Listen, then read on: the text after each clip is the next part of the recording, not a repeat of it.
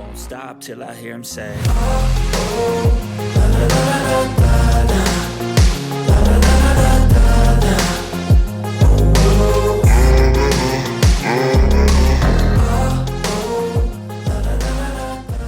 Okay, what is going on, CYPRX advanced YouTubers? Welcome back to the CYPRX YouTube page. As always, if you're interested in learning about cryptocurrencies, commodities, indices, and foreign exchange, please go ahead and consider subscribing to the YouTube channel.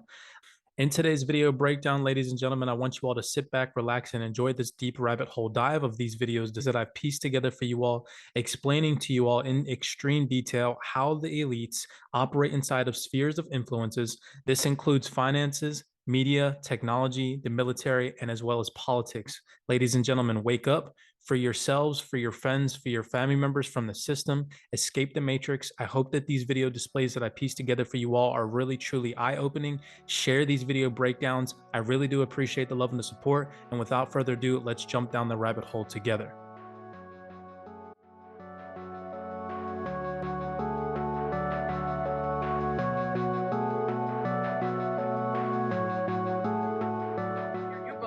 But I want to start with some recent comments of yours that have, obviously been worrying a few folks, because you're saying, look, guys, the crash is really here. The big crash that you've been predicting, stocks, gold, silver, Bitcoin, real estate, all crashing. But as you say, now's the time to get rich. These days, your thoughts on the economy right now? Well, as I've said many times in your program, very simple point of view. I simply don't trust my government, especially this character, Biden. And I don't trust the Fed, I don't trust the banks, and I don't trust Wall Street. So it's pretty simple philosophy.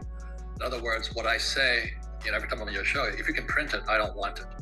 I'm afraid, I'm just concerned about our country and the world, especially this guy Klaus Schwab and the World Economic Forum. And what the hell are they doing? Why aren't we fighting back? We're not fighting back. I mean, do you think enough people are aware of what's coming out of the Economic Forum and whatnot? Do you think there's an awareness?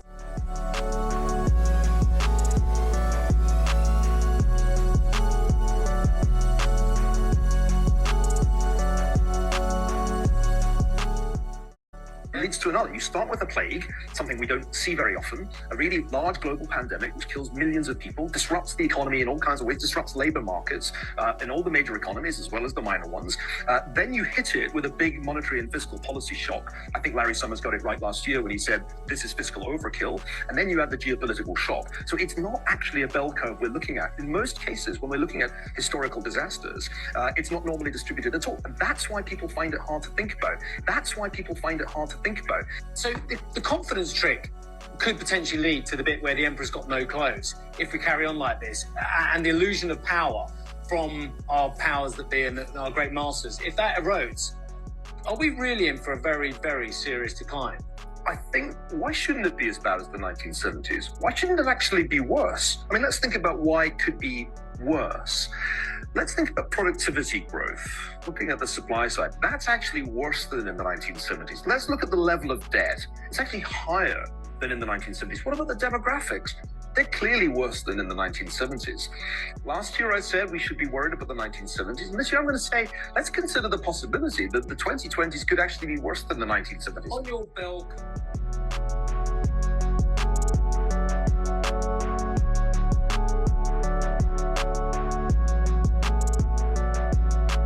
Idiosyncratic, if you will, to Europe.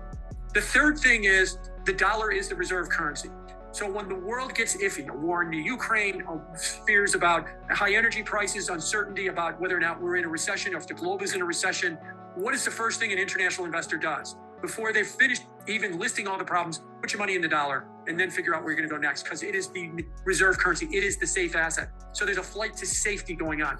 But I think that explains the strong dollar and why it's probably going to continue to stay strong as we move forward from here. Okay, so long term then, your view on the dollar, is it going to continue to strengthen, you think? Yes, currencies trend more than anything else. And the way I like to jokingly say it is people go, wow, look at how oversold the dollar is, or look at how overbought the dollar is. And I say, wait do you see how overbought it's about to get? And I say, wait do you see how overbought it's about to get? And then it's going to get even more overbought, or more oversold and more oversold. It just keeps going. Currencies tend to go and go and go. And people tend to look at them and go, wow, look at how extreme they are. And they just keep going. Case in point, established reserve currency of the world, the US dollar. So it comes back to what I said before. I think they all want a different reserve currency. It's just there's nothing available that can really take the place of the dollar. You have it by default. No immediate threat to the dollar is what you're saying. Yes, I mean, eventually over time, something could come up that could, threaten the dollar. The Chinese yuan is not ready yet because they're not a convertible currency. Their economy is not open enough. The euro is just not going to ever evolve into that. It's had 20 years to do it. I think if anything's ever going to replace the dollar, it would probably be some kind of a cryptocurrency. But Bitcoin.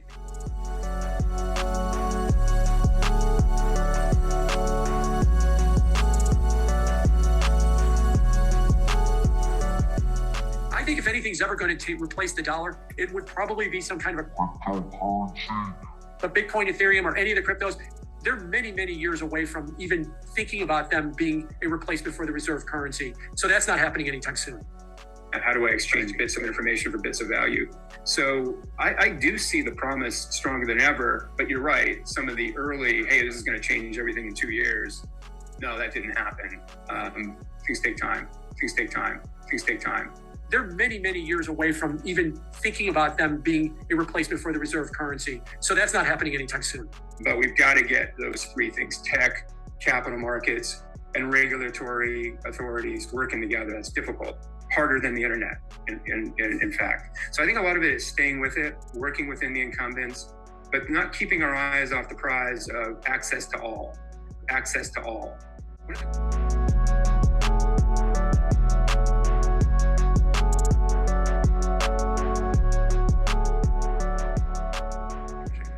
Look, Bitcoin today, I made the joke that people talk about using Bitcoin to buy coffee.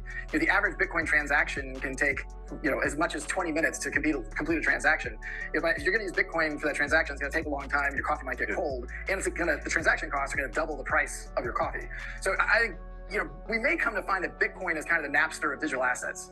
It showed us what's possible. It showed us that, holy cow, this is transformative technology, but Spotify and iTunes and Pandora ruled the day because they actually engaged with the ecosystem. They engage with regulators to solve a real problem. Yeah. This isn't about... Why are we having holy wars about technology that's barely... That's a great question, but there are groups of people who are grounded in the ideology and passionate zealotry that we're going to overthrow governments. We're sick of being held down by the man, and we're going to circumvent all these regulations and unlock crazy new things. First of all, there's a ton of misinformation out there, and so the holy wars are being fueled by people who are out there saying, because of economic benefit, they are hyping things. They are saying, measuring their success by the price of some token. It's like, look, we have to think about this over not 3 days, 3 weeks, or 3 months. 3 to 5 years from now, I think there's an opportunity. Ripple's very focused on solving one vertical problem, which is payments, cross-border payments in particular. How will blockchain transform the global financial sector and more broadly society in the years to come?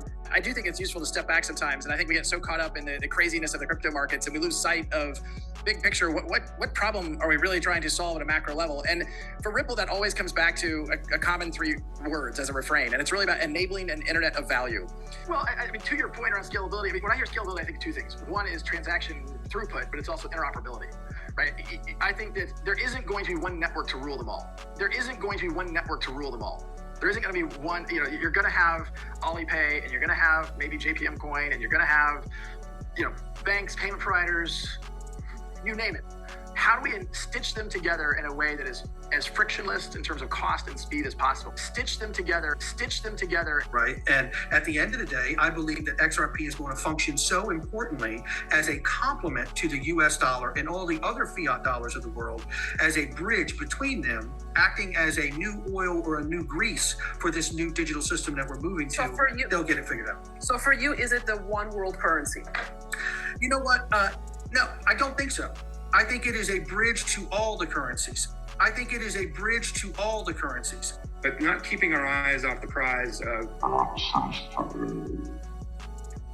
How will blockchain transform the global financial sector and more broadly society in the years to come? And at the end of the day, I believe that XRP is going to function so importantly as a complement to the US dollar and all the other fiat dollars of the world, as a bridge between them, acting as a new oil or a new grease for this new digital system that we're moving to. So for you, they'll get it figured out. So for you, is it the one world currency?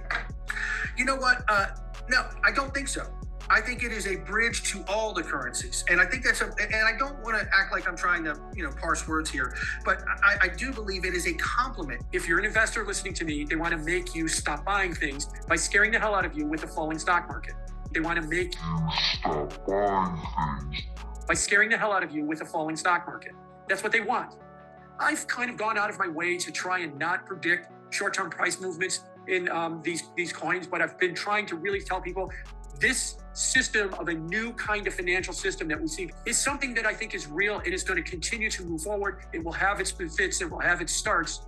But I think once we get through the merge next week, it will be one of the crowning hallmark events. When we look back on the history of cryptocurrencies, the 13th, if that's when it happens, is going to be one of the more important days in their history. And as we start to understand what that opens up, it's going to make it even more positive as we move forward. I think in making predictions in this space, you should probably think of the most outrageous thing you can possibly say, because it'll probably come true within the next 12 months. I think in making predictions in this space, you should probably think of the most outrageous thing you can possibly say, because it'll probably come true within the next 12 months. So my prediction, about 1 year ago, I actually was here at the Singapore FinTech Festival, and I got in trouble when I went back to the office because the PR team said I had overstepped by predicting that within a year, I predicted that financial institutions like banks would be using XRP in their payment flows. And that was a year ago that I made that prediction. And I go back to the office and everybody's like, Brad, you're not allowed to say things like that. And I go back to the office and everybody's like, Brad, you're not allowed to say things like that. Back to the office and everybody's like, Brad, you're not allowed to say things like that. It turns out I was right, which I reminded the team.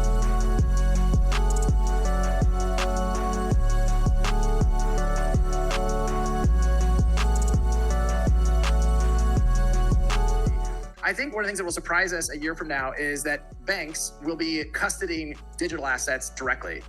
And I think right now we think about that and think, look, there's no way that's going to happen. They're too conservative. And I think what you're seeing is, two things happening. One is banks are seeing that a lot of money is being made by digital asset exchanges globally, and banks are profit motivated. The second, and as we've talked about it very recently, Ross has made very clear, is regulatory clarity and regulatory frameworks enable banks and financial institutions to lean into these markets. And I think we will surprise ourselves by this time. But I'll also predict that it will be banks in the ASEAN markets where there is this regulatory clarity and there is a lot of progressive forward thinking. They'll be the first to actually allow for crypto assets custody in their accounts. All right, with that, we'll turn it over to